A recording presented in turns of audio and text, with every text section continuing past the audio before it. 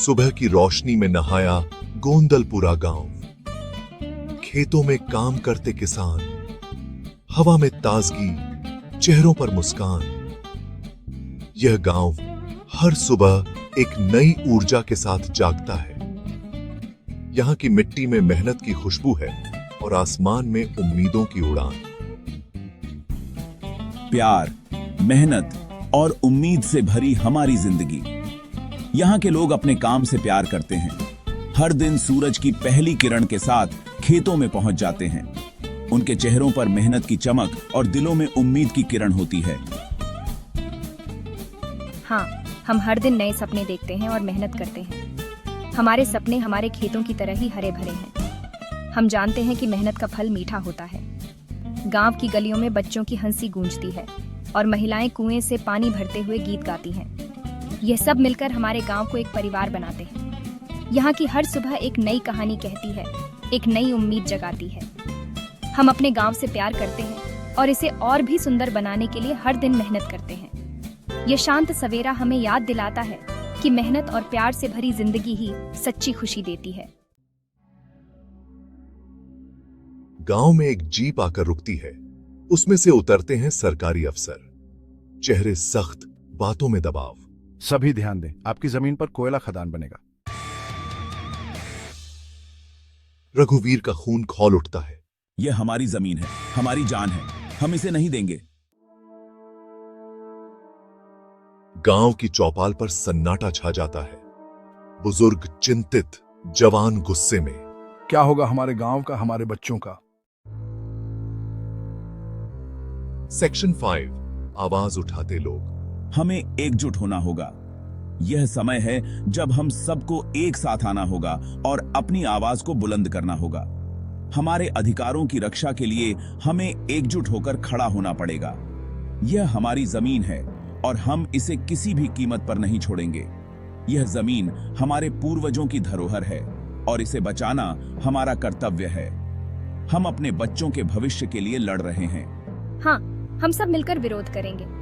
हमारी जमीन, हमारा अधिकार। हम एकजुट होकर अपनी आवाज को बुलंद करेंगे और अपने हक के लिए लड़ेंगे। ये लड़ाई सिर्फ हमारी नहीं, बल्कि आने वाली पीढ़ियों की भी है। रघुवीर और सुधा गांव वालों को एकजुट करते हैं। वे लोगों को समझाते हैं कि एकता में ही शक्ति है। वे बताते हैं कि अगर हम सब मिलकर खड़े होंगे तो कोई भी हमारी जमीन हमसे नहीं छीन सकता। सब मिलकर करते हैं विरोध प्रदर्शन। गांव के लोग एकजुट होकर अपनी आवाज को बुलंद करते हैं। वे अपने अधिकारों के लिए लड़ने का संकल्प लेते हैं और अपने हक की रक्षा के लिए एकजुट होते हैं। नारे गूंजते हैं, हमारी जमीन, हमारा अधिकार। यह नारे सिर्फ शब्द नहीं है, बल्कि हमारे संघर्ष और संकल्प का प्रतीक है। हम अपनी जमीन की रक्षा के लिए किसी भी हद तक जाएंगे। यह लड़ाई हमारी पहचान और अस्तित्व की है। सेक्शन 6, कंपनी का रुख। अडानी कंपनी का आदमी आता है। वह गांव में फिर से आता है, इस बार और भी ज्यादा आत्मविश्वास के साथ। उसके चेहरे पर एक मुस्कान है, जैसे उसे यकीन हो कि इस बार वह किसानों को मना ही लेगा।